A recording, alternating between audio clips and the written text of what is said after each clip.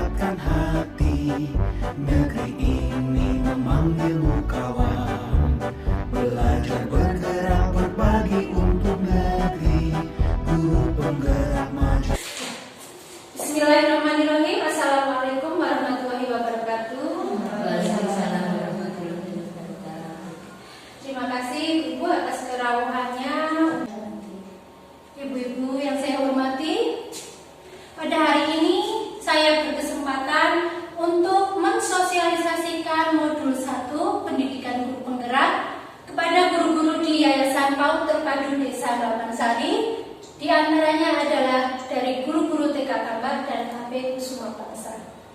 Saat ini sedang menempuh pendidikan guru penggerak angkatan 4 Kabupaten Temanggung, dan pada pendidikan guru penggerak saya telah memperoleh beberapa ilmu wawasan yang saya merasa wajib untuk sharing kepada ibu-ibu semua, berbagi atas apa yang saya dapatkan, kemudian agar kita semua dapat mempraktekkan bersama-sama praktik baik apa saja modul-modul 1 yang telah saya peroleh. Kemudian sebelum kita mulai, saya memperkenalkan dulu apa itu guru penggerak. Tentu ibu-ibu sudah tahu nggih apa itu guru penggerak. Guru penggerak adalah pemimpin pembelajaran yang mendorong tumbuh kembang murid secara holistik, aktif dan proaktif dalam mengembangkan pendidik lainnya untuk mengimplementasikan pembelajaran yang berpusat kepada murid, serta menjadi teladan dan agen transformasi ekosistem pendidikan untuk mewujudkan profil pelajar Pancasila. Jadi perlu digarisbawahi bahwa guru penggerak itu bagaimana kita menciptakan suatu pembelajaran yang berpusat pada anak didik. Kemudian pendidikan guru penggerak paket modul 1 ini terdiri dari yang pertama modul 1.1, yaitu materinya refleksi filosofi pendidikan Indonesia menurut Ki Hajar Dewantoro. Kemudian yang kedua, nilai dan peran guru penggerak. Yang ketiga, visi guru penggerak. Kemudian yang keempat, budaya positif. Dari empat modul tersebut ada keterkaitan atau hubungan satu sama lain.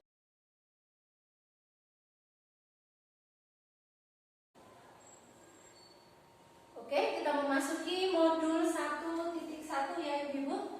Ini berisi filosofi pendidikan Ki Hajar Dewantoro. Seperti kita ketahui, Ki Hajar Dewantoro adalah Bapak Pendidikan Nasional Indonesia. Nah, kemudian di sini ada asas pendidikan Ki Hajar Dewantoro, di mana KHD membedakan kata pendidikan dan pengajaran dalam memahami arti dan tujuan pendidikan. Menurut KHD, pengajaran adalah bagian dari pendidikan. Jadi, pengajaran merupakan proses pendidikan dalam memberi ilmu atau berfaedah untuk kecakapan hidup anak secara lahir dan batin. Sedangkan pendidikan memberi tuntunan terhadap segala kekuatan kodrat yang dimiliki anak agar ia mampu mencapai keselamatan dan kebahagiaan yang setinggi-tingginya, baik sebagai seorang manusia maupun sebagai anggota masyarakat. Jadi di sini kalau kita dulu itu taunya anak adalah kertas yang kosong yang nanti kita tulis seperti apa, orang tua menulis seperti apa, tetapi ternyata tidak. Menurut KHD, anak itu sudah membawa kodratnya masing-masing, sudah ada takdirnya masing-masing. Nah, tugas guru adalah menuntun anak. Bagaimana anak itu akan terarah, anak-anak itu nanti akan seperti apa. Anak itu sudah ada garisnya, ibarat kertas itu bukan kertas kosong, tetapi sudah ada garisnya tapi samar. Jadi bagaimana kita menebalkan garis-garis itu secara terarah dan anak tidak kehilangan arah. Jadi diibaratkan pendidikan adalah tempat persemaian benih-benih kebudayaan dalam masyarakat. KHD memiliki keyakinan bahwa untuk menciptakan manusia Indonesia yang beradab, maka pendidikan menjadi salah satu kunci utama untuk mencapainya. Pendidikan dapat menjadi ruang berlatih dan bertumbuhnya nilai-nilai kemanusiaan yang dapat diteruskan dan diwariskan. Jadi di sini pendidikan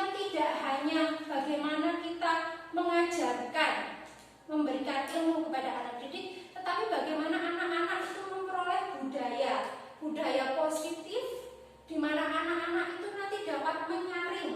Jadi tidak hanya meniru masuk apa saja budaya yang masuk itu diterima, tapi guru di sini bertugas untuk mengarahkan anak menyaring budaya apa saja yang bisa masuk untuk anak dan dapat dikuatkan.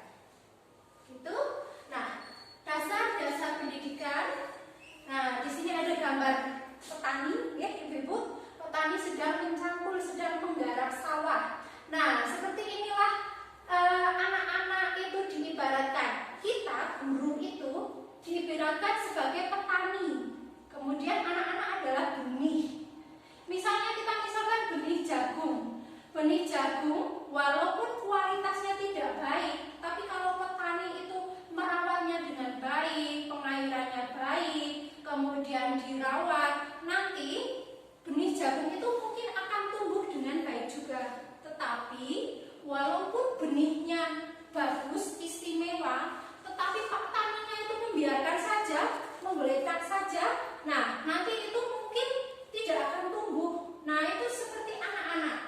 Anak-anak itu harus kita bimbing, kita tuntun. Jadi kata kuncinya adalah menuntun. Guru harus menuntun anak menuju kodrat alam dan kodrat zaman. Apa itu kodrat alam? Kodrat alam itu berhubungan dengan lingkungannya. Jadi kita bisa mengajarkan anak itu berhubungan dengan budayanya sekitar, kemudian nanti lingkungan alamnya seperti apa, kemudian kodrat zaman. Kodrat zaman adalah kita mengarahkan anak untuk mengikuti perkembangan zaman. Jangan sampai tertinggal. Sekarang sudah abad 21, berarti anak-anak juga harus mengikuti. Anak-anak harus tahu IT. Kemudian kita sebagai guru juga harus menguatkan anak, memberikan pengarahan. Tentu saja semua yang masuk, terutama sosial media dan lain-lain itu harus disaring benar-benar dengan. Nah, di sini KHD juga menanamkan tentang budi pekerti. Apa itu budi pekerti? Menurut KHD, budi pekerti atau watak karakter merupakan perpaduan antara gerak pikiran, perasaan, dan kehendak atau kemauan sehingga menimbulkan tenaga. Nah, budi pekerti dalam filosofi KHD ini dikenal dengan cipta, rasa, karsa, dan karya. Cipta itu berhubungan dengan kognitif, karsa afektif sehingga menciptakan karya atau psikomotor. Nah, di sini tidak hanya sekolah, justru yang penting itu adalah lingkungan keluarga, di mana anak-anak itu sangat dekat dengan lingkungannya. Anak-anak dapat berkembang dengan baik jika keluarganya juga memfasilitasi anak dengan baik. Karena keluarga merupakan tempat bersemayanya pendidikan yang sempurna. Yang sempurna itu bagi anak adalah keluarga untuk melatih kecerdasan budi pekerti.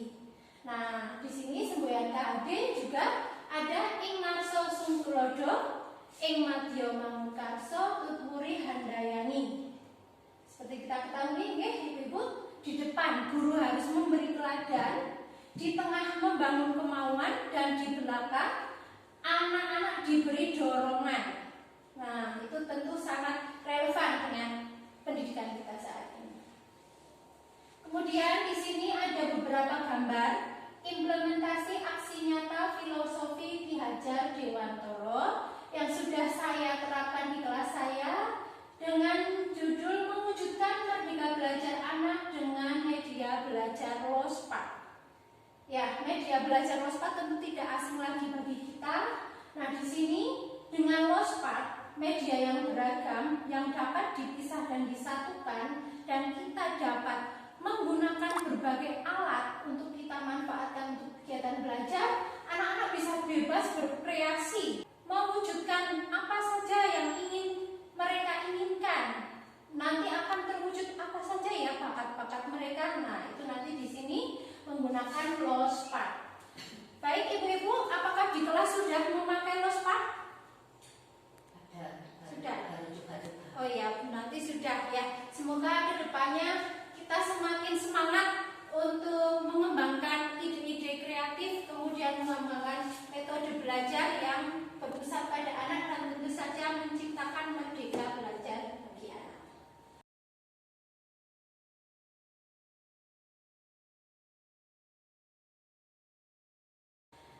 kita masuk kepada modul 1.2. Di sini nilai dan peran guru penggerak. Sebenarnya kita semua adalah semua guru penggerak. Ya, semua guru penggerak. Karena kita harus memiliki nilai-nilai di antaranya mandiri, reflektif, kolaboratif, inovatif, dan berpihak pada murid. Seorang guru itu harus mandiri. Mandiri seperti apa? Misalnya dalam kegiatan belajar, kita bisa mandiri untuk mengembangkan ide-ide kreativitas. Setelah kita amati anak-anak, apa potensinya, lalu secara mandiri kita dapat mengembangkan pembelajaran yang berpusat pada anak. Reflektif. Reflektif itu kita dapat menerima apa kekurangan kita. Setelah kita memberikan pembelajaran pada anak, tentu kita tahu hasilnya seperti apa. Jika hasilnya tidak memuaskan kita, tentu kesalahan bukan pada anak, tapi kita harus melihat pada diri kita sendiri. Apa ya yang kurang dari kita, apa yang perlu kita perbaiki. Kemudian kolaboratif. Nilai kolaboratif tentu saja tidak dapat dipisahkan, karena kita itu harus berkolaborasi dengan semua pihak. Bukan hanya dengan rekan guru, kita memberikan pembelajaran tidak hanya maunya kita saja, tetapi kita juga bisa menanyakan misalnya anak-anak ingin belajar apa, anak-anak ingin apa, anak-anak butuh apa. Nah, jadi kita harus belajar mendengarkan murid, tidak hanya kebutuhan kita saja yang terpenuhi, tapi harus mendahulukan kepentingan murid. Kemudian di sini ada peran guru penggerak. Peran guru penggerak diantaranya adalah menjadi pemimpin pembelajaran. Tentu saja sebagai guru kita harus memiliki kita itu harus berkolaborasi dengan guru. Jadi jangan hanya kita itu bekerja sendiri. Nah, bekerja sendiri tentu kita perlu guru lain ya. Untuk apa? Untuk kemajuan kita bersama. Kita berbicara, berdiskusi apa saja ya langkah-langkah yang harus kita tempuh supaya anak itu berkembang dengan baik, supaya nanti wali murid juga komunikasi. Nah, setelah ada nilai dan peran guru penggerak, kemudian cita-cita kita sebagai guru adalah mewujudkan profil pelajar Pancasila kepada anak didik. Apa saja profil pelajar Pancasila? Yang pertama adalah beriman, bertakwa kepada Tuhan Yang Maha Esa dan berakhlak mulia.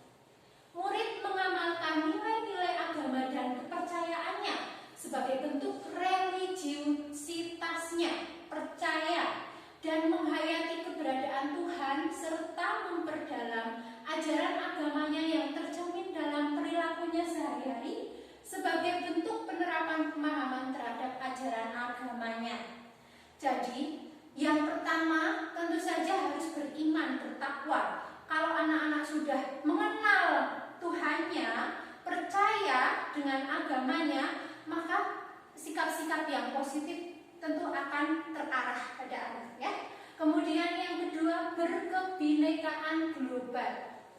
Murid yang berbudaya memiliki identitas diri yang matang, mampu menunjukkan dirinya sebagai representasi budaya luhur bangsanya, serta terbuka terhadap keberagaman budaya daerah, nasional, dan global. Jadi di sini kebinekaan global itu berhubungan dengan kenegaraan, kebinekaan dan keberagaman, di mana anak-anak itu dapat menerima beraneka ragam budaya Indonesia yang sangat beragam. Dan tentu saja tidak hanya budaya Indonesia, boleh anak-anak itu masuk budaya dari luar, tapi tentu saja harus disaring dan harus disesuaikan dengan budaya kita. Jadi tidak meninggalkan budaya Indonesia.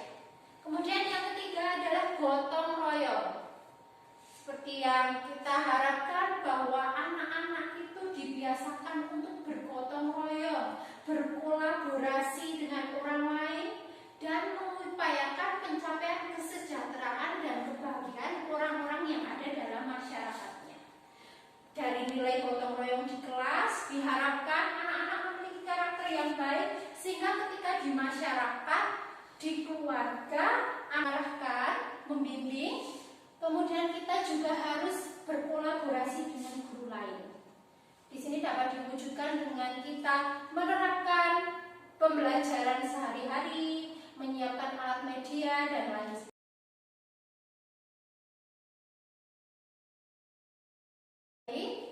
Kita teruskan ya.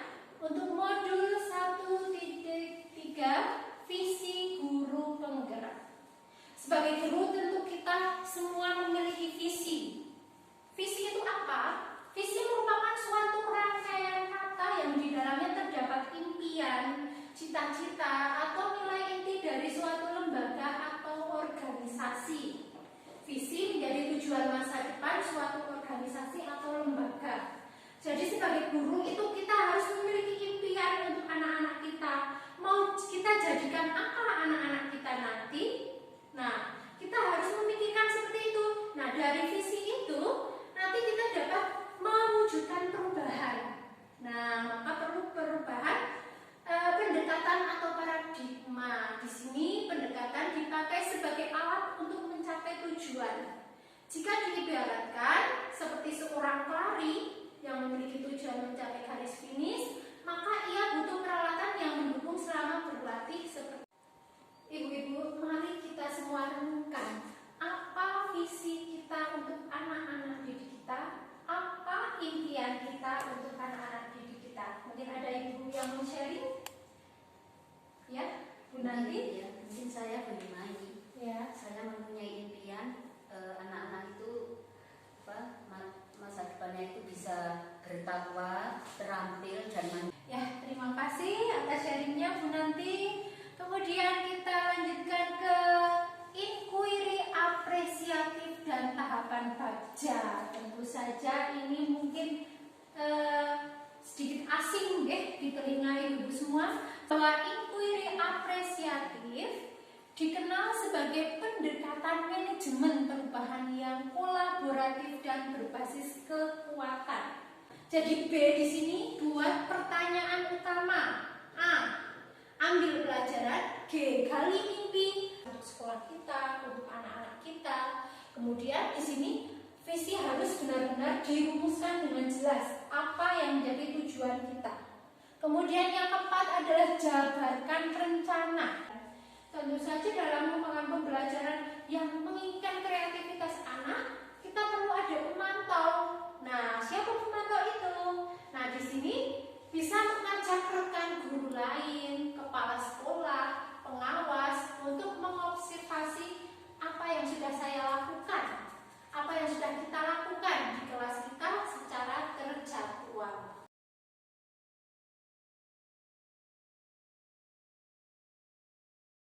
Kemudian kita masuk untuk modul yang terakhir, Ibu, modul 1.4, yaitu budaya positif.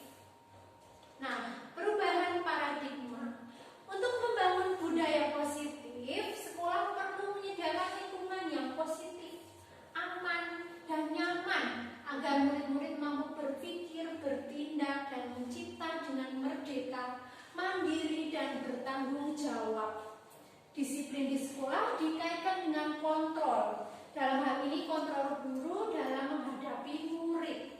Jadi kita harus menciptakan sekolah yang aman bagi murid, nyaman, sehingga anak-anak akan merasa senang, merasa ceria, dan tidak tertekan. Dan semuanya tentu saja harus pada pengawasan kita, karena tugas kita adalah menuntun dan membimbing murid. Kemudian di sini ada teori kontrol. Menurut Dr. William Glasser dalam kontrol teori, untuk meluruskan beberapa miskonsepsi, jadi selalu mengkritik murid, menghakimi, itu malah akan menyebabkan mereka kehilangan identitas dan menyebabkan kegagalan identitas itu sendiri. Yang keempat adalah ilusi bahwa orang dewasa memiliki hak untuk memaksa. Banyak orang dewasa yang percaya bahwa mereka memiliki tanggung jawab untuk membuat murid-murid berbuat hal-hal tertentu. Saya memaksakan kehendak saya pada murid harus ini, murid harus itu. Nah, itu semua harus kita hilangkan bersama. Selanjutnya, yang kedua adalah motivasi. Ketika mendengar kata disiplin, apa yang terlintas di pikiran kita? Tentu saja disiplin itu kita kaitkan dengan aturan, dengan tata tertib, dan kepatuhan terhadap peraturan. Kata disiplin sering dihubungkan dengan hukuman, padahal itu sungguh berbeda. Karena belajar tentang disiplin positif tidak harus dengan memberi hukuman. Justru itu adalah salah satu alternatif terakhir, dan kalau perlu tidak digunakan. 3 alasan motivasi perilaku manusia adalah yang pertama, biasanya itu manusia itu memiliki apa ya? Yang pertama, untuk menghindari ketidaknyamanan atau hukuman. Ini adalah tingkat terendah dari motivasi perilaku manusia. Mereka sedang menghindari permasalahan yang mungkin muncul. Jadi menghindari, nanti saya dihukum, jadi saya tidak akan. Di sini ada keyakinan kelas. Nah, setiap tindakan atau yang kita lakukan di dalam kelas dapat menentukan terciptanya keyakinan. Mengapa keyakinan kelas? Mengapa tidak peraturan kelas saja? Karena kita familiar dengan kata peraturan. Nah, kenapa dipilih kata keyakinan kelas? Karena diyakini suatu keyakinan itu akan memotivasi atau pemenuhan kebutuhan dasar anak-anak didik kita. Yang pertama adalah kebutuhan bertahan hidup atau survival, kemudian cinta dan kasih sayang, penguasaan, kebebasan, dan kesenangan. Yang kelima ada 5 posisi kontrol. Di sini berhubungan dengan kita sebagai pendidik, bahwa sebagai pendidik itu ada 5 posisi kontrol, tapi tentu saja dari 5 itu harus kita pilih mana yang lebih kita terapkan untuk anak-anak didik kita, dan tentu saja yang berhubungan dengan. Kemudian yang keenam ada segitiga restitusi. Apa itu restitusi? Nah, di sini restitusi adalah proses menciptakan kondisi bagi murid untuk memperbaiki kesalahan mereka, berpikir, mengintrospeksi dirinya, dan berbuat yang lebih baik. Kemudian ini adalah implementasi modul 4 praktik segitiga restitusi. Di sini adalah menggambarkan kasus bahwa ada Najah dan Musa sedang melakukan kegiatan, kemudian tiba-tiba Mas Najah itu mencoret-coret bukunya Mas Musa. Nah, Mas Musa mengadukannya kepada guru. Kemudian guru mendekati, menanyakan apa yang terjadi. Sebelum saya akhiri, mungkin ada satu pertanyaan dari Ibu. Silakan. Oh ya, monggo Bu Cindy. Di sini saya ingin bertanya, bagaimana menerapkan disiplin pada rekan guru? Oh ya, baik. Disiplin, tentu saja disiplin positif pada rekan guru. Tentu saja kita tidak dapat memaksakan kehendak kita, bagaimana kita ingin guru kita bersikap seperti kita misalnya, seperti itu, atau bersikap disiplin. Jadi kita bisa mulai dari diri kita sendiri, dari perubahan impresi kita. Nanti kita melakukan disiplin-disiplin tersebut, dan kemudian nanti mungkin rekan guru lain akan melihat kita seperti apa. Nah, kemudian nanti secara intrinsik atau dari kesadaran mereka itu akan mendisiplinkan diri mereka sendiri. Sama kita menjadi guru penggerak, di mana kita tergerak, bergerak, dan menggerakkan bersama, memfasilitasi anak-anak didik kita untuk mencapai merdeka belajar dan profil belajar Pancasila.